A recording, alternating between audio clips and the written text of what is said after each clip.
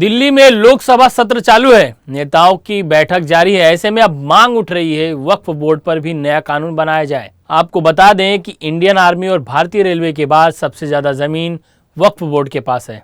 प्रधानमंत्री और सांसदों के बीच वक्फ बोर्ड के लिए नए कानून बनाने के विचार विमर्श जारी है। ऐसे में ही महाराष्ट्र के नेता नीतीश राणे ने वक्फ बोर्ड के ऊपर अपने विचार प्रकट किए हैं। बातम्यानुसार उद्या आमचं एनडीएचं केंद्र सरकार, मोदीजींच्या नेतृत्वाखाली असलेलं सरकार वक्फ बोर्डच्या कायद्यामध्ये अमेंडमेंट आणणार आहे। हे अतिशय स्वागतार्ह पाऊल आहे, कारण का ह्या वक्फ बोर्डच्या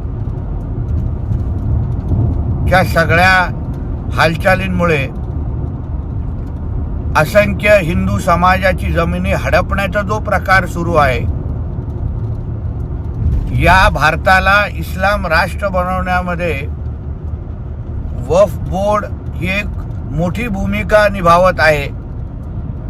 आणि म्हणूनच या वक्फ बोर्डमध्ये जे अमेंडमेंट आणि बदल आणण्याची तयारी जी आमच्या मोदी सरकारची आणि एनडीए सरकारची आहे, त्याच्यामुळे निश्चित पद्धतीने असंख्य हिंदू कुटुंबांना त्यांच्या जमिनी परत मिळू शकतात, अशा पद्धतीची परिस्थिती तैयार होईल।